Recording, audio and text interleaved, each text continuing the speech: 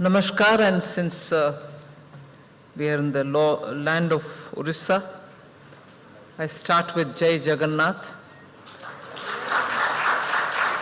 I hope and pray that the grace of Lord Jagannath is on all of us, on the country, especially when we are in the Amrit Kal. We need immense cosmic energy to take this country forward, particularly when our youth are looking for opportunities to showcase their talents. This budget is the first in the Amrit Kal, and it comes at a time when challenges which are far more from the external sources rather than from internal, which pose serious uncertainties to us. In this environment, making sure that we are able to deliver on the growth momentum which we have attained post the pandemic is the first and big challenge. And as a result, this budget continues with that momentum which we started giving through public expenditure on capital asset building. It's even now touched the double digit in reaching the level of 10 lakh crores for capital expenditure. And in that, since the last 2 years, we have been giving a significant portion of the capital expenditure outlay to the states as well. So if 2 years ago the states had a share, that share is now increased to 1,30,000 crores. So states which so desperately need to build their capital assets, particularly in terms of bringing connectivity, will have an opportunity to have interest-free 50-year loan given by the center. And I'm sure Odisha will also benefit from this item head, which they can effectively use for bringing better capital assets for themselves. Other than this, which is the main focus, the budget clearly makes several attempts to bring in inclusion so that no section of our society is left behind. I know Odisha again has a large SC/ST population and tribal population as well, for whom particular assistance have also been extended through the primitive, most primitive tribes, wherein we want to reach total saturation in terms of all the schemes which have been launched, whether it is the Awas Yojana, Nal Se Jal, Har Ghar Jal, or even the LED bulbs, or the wellness centers, and so on. So even if the primitive tribes are getting assistance through the tribal allocations, ministries' allocations, this special gesture during this budget for reaching saturation for the primitive groups will benefit Odisha as much as it will benefit the neighboring Jharkhand as well. So saturation is now the key word in the name of inclusion, whether you're making sure that all eligible people from the backward or the scheduled tribes and other eligible citizens get every fundamental benefits that the budgets have been focusing since 2014, will get it, so that if once the saturation is achieved, we are very clear that they will be empowered enough to take care of what they want for themselves and their families. If inclusion through saturation is being aimed at, and also developing MSMEs is another basic focus that we've had, very many regulations or rules, very many conditions which applied for the MSMEs in doing business since the Atmanirbhar announcements of 2020 have been clearly addressing each one of these concerns to reduce the compliance burden, to be defined better, enhance definition, and also coverage for credit from banks. Also the ease of doing business from the point of view of keeping records, maintaining records, and so on. So MSMEs have definitely been the center of our developmental goals, and also making sure that MSMEs did get that good immunity, did get that coverage during the COVID period so that they don't go into liquidation.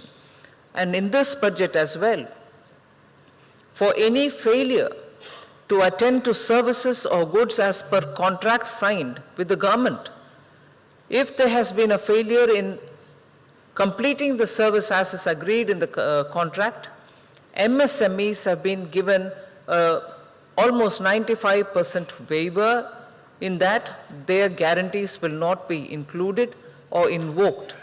And that would give them a relief even if they had failed to fulfill the contract as signed with, let us say, the government or government agencies in the union government's case. So only 5% would be retained, and the rest 95% of the securities which they've given will all be released. Other than that, I think a major problem which the MSMEs face is delayed payments from people, whether it's government or the private sector companies, for services rendered, for goods supplied. Normal period is about 45 days, then it was tolerated, saying 90 days, if within that 90 days you're able to do it, it's fine. But in spite of declaring the dues, the servicing of MSMEs or due payments which have to reach the MSMEs were not being done in time. So after several nudging of those private sector companies and also the government departments more than nudging happened, and therefore they did clear a majority of the dues. But the private sector which are listed, who even put it to the MCA records that they have dues for the MSMEs, were not even clearing it up. So there was this one little step which has been taken, wherein a company which doesn't clear the bill for the MSME, in that year it cannot also claim offsets for those payments made. That I think would work as an effective way to tell the companies that you can't claim any offset just because you have put it in your record, but when you have not paid them, you're not even eligible for it any longer. So I think this step would actually mean a big difference for the MSMEs. So where they were very scared to even voice the delay and demand payments, government has come that forward, that much forward, to make sure even by regulation, we are telling the large companies, inclusive of government companies, to keep the payment well within the due time. If capital expenditure, inclusion, focus on particular tribes or segments which have not been reached. We are also looking at geographical coverages, wherein all of you are aware that 114 districts had been covered through the aspirational districts. The aspirational districts were not a separate program, but it was a separately monitored attempt to make sure that all the existing schemes reach those backward regions, backward districts in any state for that matter, even if it is a developed state. Now, going further down below the district level, 500 blocks have been identified where saturation will be attempted at the block level.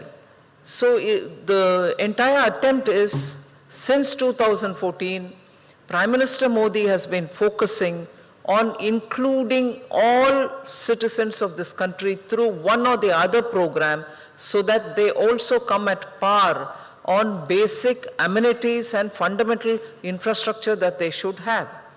Now, since 14, if we are doing this, and even now if there are pockets within this country which doesn't have that kind of a comfort of having had the fundamental infrastructure reaching them, this 500 blocks that has been selected, through that when monitoring happens, if hospitals have come there, wellness centers have reached, roads are there, electricity is reaching them, is the internet facility reaching them. So by each one of these measures, when you're aiming to reach every citizen, from the top down, you're going down to the last layers of administration, we can ensure that actual inclusion takes place. So that is the emphasis given in this budget through the blocks. Since the last budget, again on education, you've seen a good considerable allotment being made. More than 1 lakh crores have been given for education from the center, while education is a center plus state subject. So each state would do their own, plus the center itself has given this 1 lakh crore. And this year, that has gone up as well. So education gets its priority as much as skilling and upskilling for our youth. Skilling and upskilling, and also in this budget, a special mention is made for skilling our workers, even on Industry 4.0 requirements, which means they'll have to be readied for artificial intelligence, they have to be readied for being trained for, thank you, being trained for dealing with data, deep data, using robotics, and so on. And a point which I've been repeatedly saying since after presenting the budget is, industry wants to expand. They're already going in that route. You find that many of these, this morning too, I saw one of the steel manufacturer has gone to Jammu and Kashmir, and they've started, they're laying the foundation for building one of the factories there in J&K. But all of them are also challenged because their products which get exported are measured by the green measuring yard. If steel which goes from India is not going to be green, nobody is going to import, or they'll levy huge barriers, which are non-tariff barriers.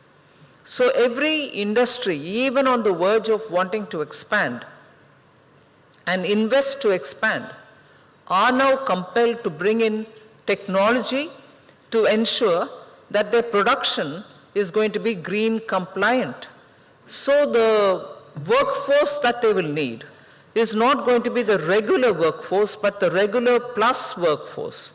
And the regular plus means the worker should be good enough for the job that he is going in, but at the same time should have greater knowledge and technique to use so that the produce that they make is green compliant. So technology-driven investments for matching with the green expectations of the global market, for which you need workers who are going to be skilled for that. That's exactly what's the special mention in the budget, where we are saying workers will be trained for meeting the challenges and the expectation of Industry 4.0.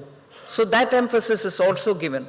So when I'm saying this is the first budget for Amritkal, and this is the budget which is going to ready India's youth power, you're giving them all the skill sets which is required, not for today's India, but also for a future India. So whether it is your training, whether it's your awareness on green, whether it's your technology savviness, which you so require for nowadays, this budget addresses it all. And finally, there are enough investment and also allocations being made so that India's transition from fossil fuel to green energy is also being carefully attended to. So the incentives which have been given through the PLI for solar equipment manufacturing, also the money which has been put for laying the necessary infrastructure, for even getting solar power which is being generated in Ladakh to the mainland, to the valleys, the plains, not the hills. That requires heavy investment. Is the power being produced there already?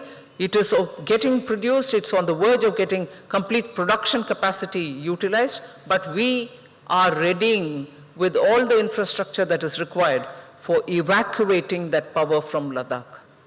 So is the green hydrogen mission, which was announced last year in the last budget. This budget also has its own due share.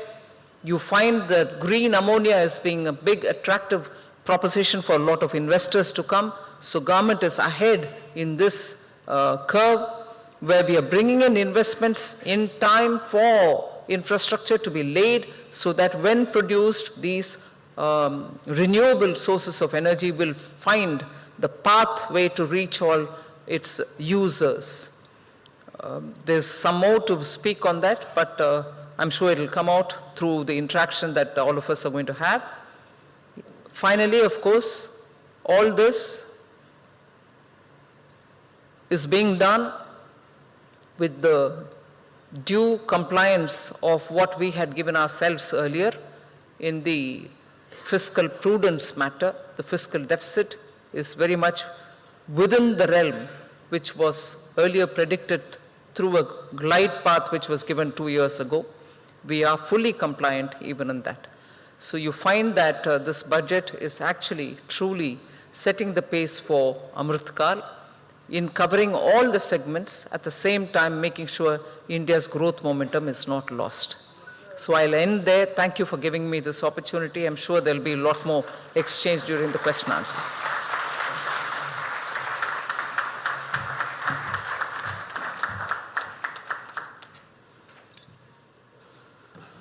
जैसा कि madam ने कहा कि ये अमृतकाल का प्रथम budget है और अमृतकाल के इस बजट की हम उम्मीद करते हैं कि हर सेक्शंस को ये बजट पहुंचे और सबके लिए सही हो, क्योंकि जो अपने कदमों की काबिलियत पर विश्वास रखते हैं वो ही अक्सर मंजिल तक पहुंचते हैं.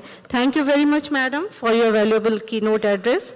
Now I would like to request Dr. Manjula, Commissioner, Audit Commissioner, GST and Central Excise, Bhubaneswar, to moderate the question and answer session. Over to you, madam. Thank you very much.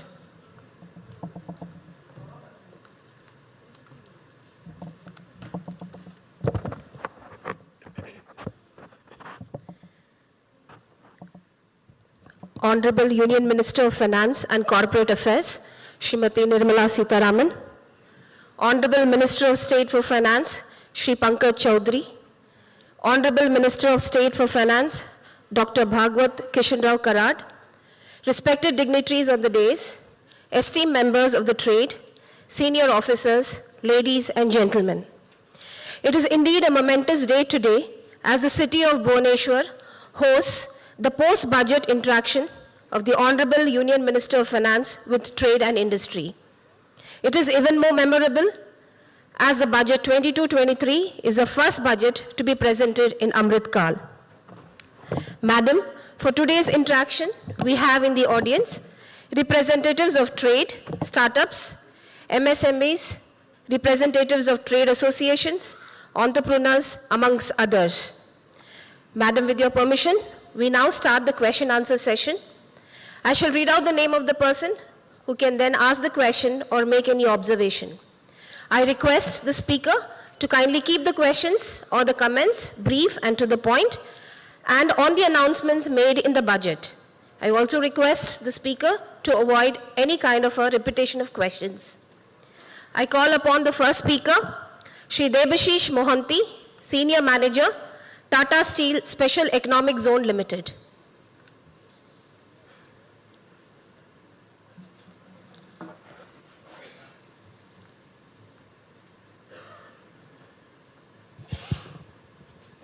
Respected Honorable Union Minister of Finance and Corporate Affairs and esteemed dignitaries on and off the dais, a very good morning to all of you. I represent Tata Steel Special Economic Zone. We are developing Gopalpur Industrial Park, one of the first multi-product special economic zone and industrial park in the state of Odisha. First of all, we would like to congratulate you and your team for presenting the first true green budget in this edition, giving a fair share of budget to the much needed industrial and economic transition. Ma'am, from a developer perspective, we are seeing at ground level huge amount of excitement and investment intent in the green hydrogen, and the green sector space. However, we do also see that these units require enormous amount of power and water apart from the specialized electrolyzer production. Now, these power and water requirement needs investments which are capital heavy in nature. Ma'am, we believe that better value creation can be created through sharing of this common infrastructure facility, and that is only possible when these green hydrogen players come at some select green hubs. Ma'am, my question is, do Government of India have plans to provide an incentive mechanism such that park developers such as us can create such green hubs which can be a plug and play model for these green hydrogen manufacturers, ensure resilience of the supply chain, and at last reduce the cost of production of hydrogen so that it finds its usability in different hard to abate sectors. Thank you, ma'am.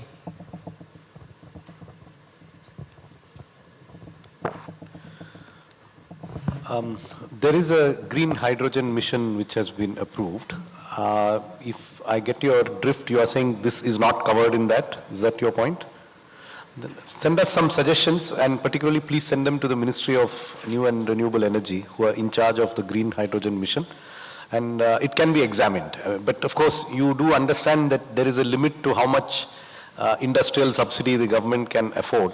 So it will have to be seen in that balance. But there is the green hydrogen mission. If you think this is an addition to that, you may send your suggestions to us as well as to Ministry of New and Renewable Energy. But I'm not able to give a specific reply to you now. The next speaker, Shri A.K. Sabath, representing the Institute of Chartered Accountants of India.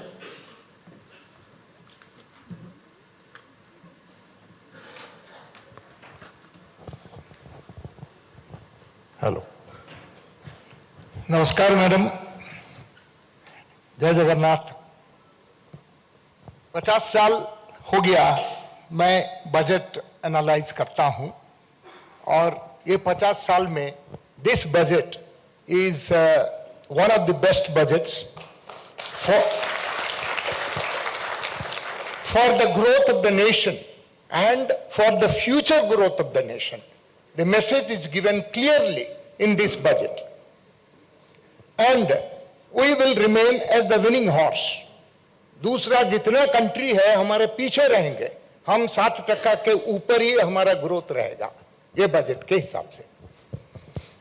इसके बाद madam हमारा 2-3 points है, so that I would like to just say to consider before the passing of the budget.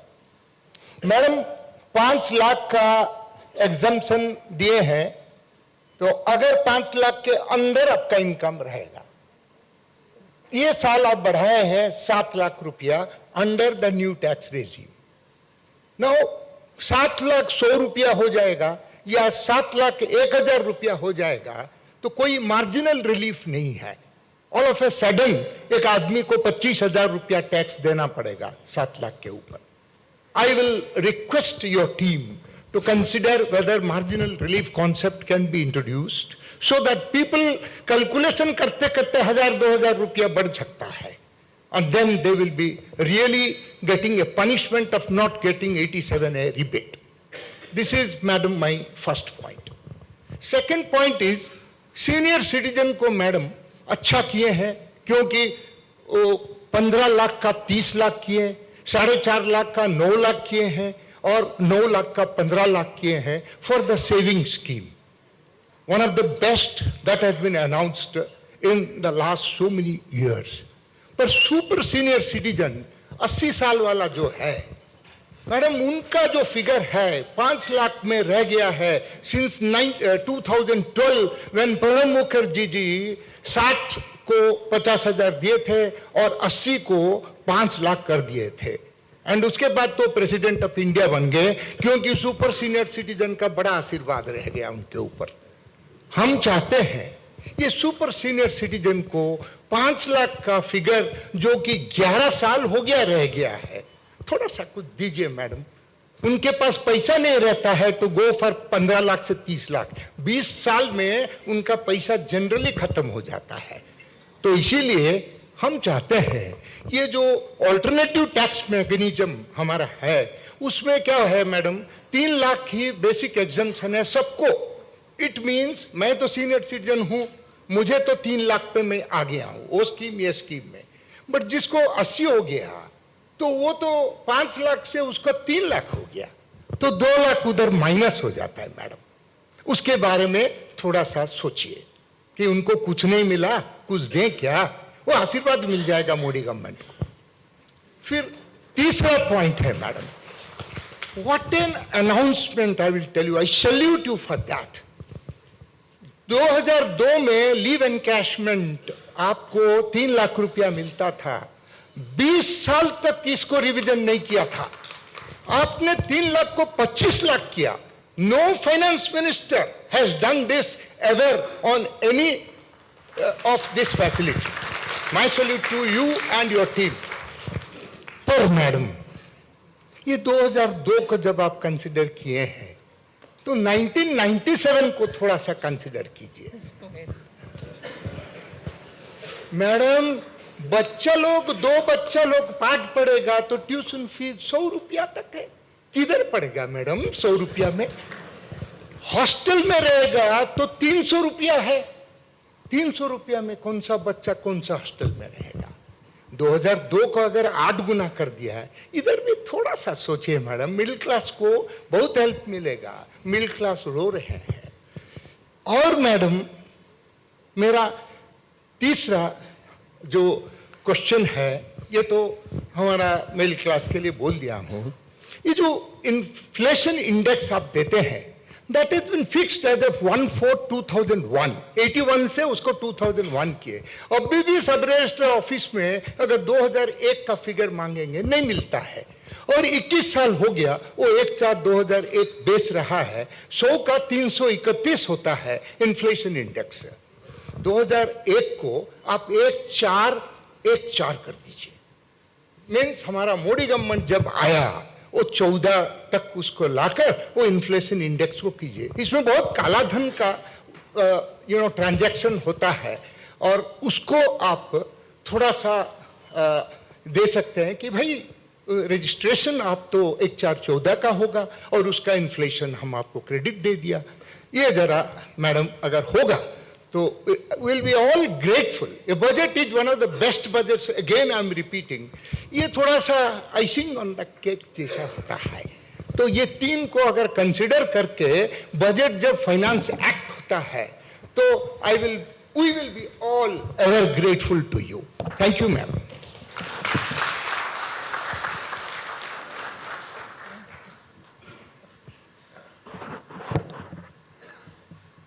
We move on to the next question. Madam इसको जो मैं बनाया हूं, अगर आप बोलेंगे मैं लिखकर आपको या जिसको भी भेजना बोलेंगे उसको हमारा पूरा नोट बनाकर भेज देगा, क्योंकि 1 महीना है बिल पास होने के लिए। Thank you very much. दे दीजिए। I now request the next speaker, Srimati Nimishika Natarajan, Secretary, Odisha Chapter, World Trade Center. Secretary of what? Respected Madam and dignitaries on the dais, a privilege to be interacting with you. Namaskar to one and all. I represent World Trade Center Bhubaneswar, which is a global platform for providing international trade promotion opportunities and international trade connects. Respected ma'am, my question is, the year 2023 has been declared as the International Year of Millets by the United Nations. And we welcome your contribution in the form of the Center of Excellence on Research for Millets being announced through the Shri Anna Yojana. India is definitely going to be the next hub for export as well as production of millets is concerned. Odisha has high potential in millets, and there is definitely a dichotomy in the current tax regime considering the GST applicable on millet products vis-a-vis your vision on Shri Anna. Most of the shopkeepers, they procure the millet-based products from the FPOs or the SHGs. so to say, and they package and brand it under their name. So recently the government has started taxing the pre-packed and the pre-processed millet products. This is definitely detrimental for the millet consumers, as well as it stands as a roadblock for the promotion of the Shri Anna Yojana. How would you like to address this dichotomy? First of all, I don't think we did pre-packed millet taxation. Any pre-packed product per the GST measurements does have a tax on it. So it was not aimed at millet per se. It's not the grains, it's the processed millets, ma'am, millet-based products. Every value addition gets taxed, ma'am. No, it's not specific to millets, isn't it? It's not, nothing was done specific to millets by the GST Council, just a factual point.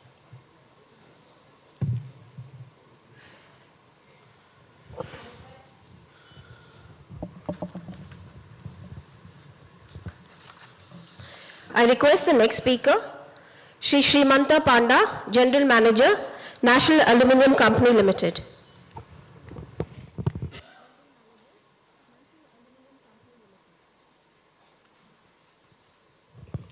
Good morning, Honorable FM and other dignitaries seated on the dais and all esteemed seniors here. I represent Central PSC, so obviously I represent the general salary middle class people also. Though this, I compliment you for presenting this budget in succession, which will take India to the path of 5 trillion economy, there is no doubt. But the concerns of salary class are there.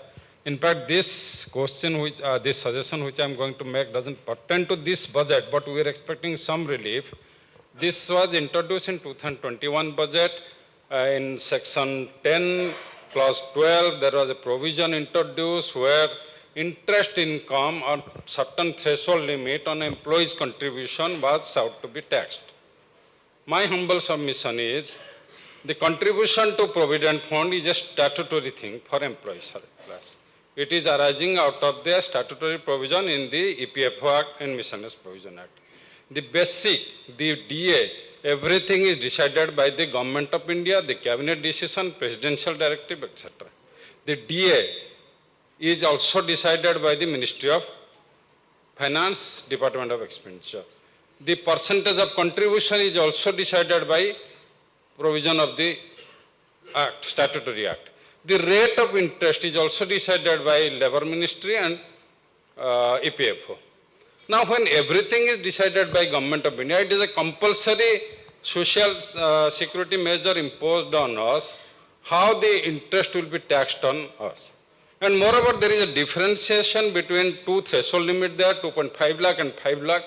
And my humble submission is, madam, that defeats and contrary to the first canons of taxation, that is the equality or equity.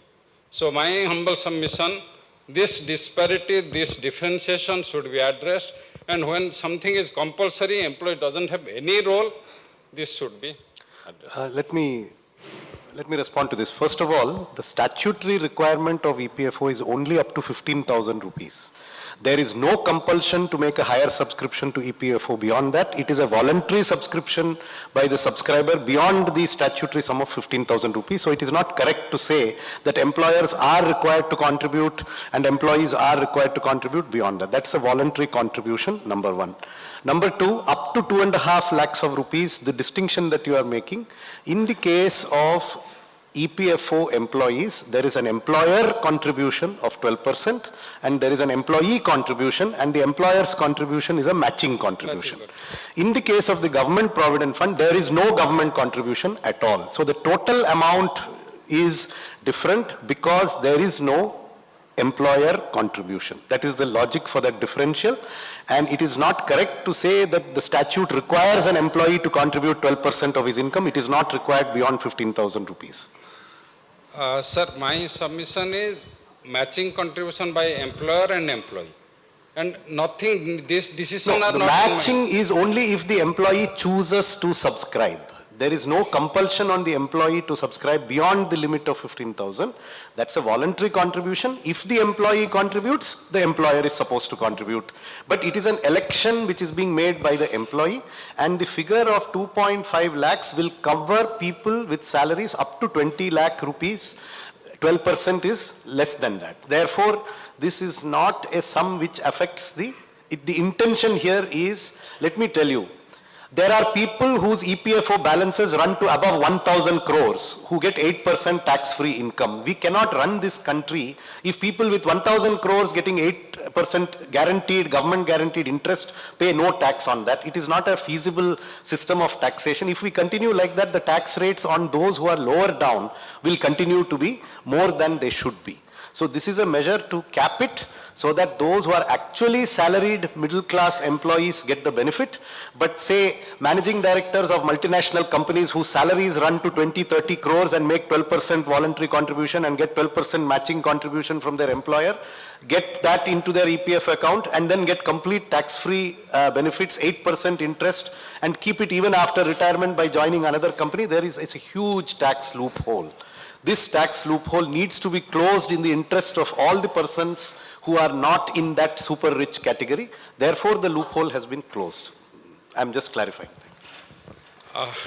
Sir, again, anyway, I should not prolong it, but there is an angle to it. We will submit you maybe with permission of here in a written here, because the structure, the flexibility of deciding a basic pay or whatever remuneration getting in private sector is not available in neither central government nor central PSUs in many cases. Sorry? One more conceptual question I had considered. Now, sir, what is a dearness allowance? It is a compensation being paid for erosion in the value of money. So a salary which was decided by government or anybody, agency, then the dearness allowance is to only compensate for the erosion in the value which is arising out of inflation and price rise in the economy. Now, having taxed the salary itself, the dearness allowance which is only to compensate for the erosion in value, should it be taxed? Yes, it should be taxed. A businessman also faces similar erosion. Exactly. People without dearness allowance also face similar erosion. Exactly. Therefore, no, is it a question or would you like an answer? If not, I'll keep quiet. Okay, I can sir. listen to you. You can continue, please. Sorry, sir, you continue. I'll be interested to hear your views, but in case you want my answer, I'm trying to give it to you. No, a taxation system, there is no country in the world where inflation indexation is exempt completely from taxation. The base is changed periodically. That is why the base of taxation is changed from time to time. There are different sections of society. Some of them have dearness allowance, some of them have no dearness allowance whatsoever. So privileging one class of people who get dearness allowance over another class of people who have to face without dearness allowance, this is a matter of policy choice. But dearness allowance is a legitimate item of taxation. It is an income and it necessarily has to be taxed. It is not correct to say that dearness allowance is not an income. It has always been taxed and it is being taxed. There is nothing new in this. I thought this discussion is on this year's budget. You are raising something that goes back to 1961.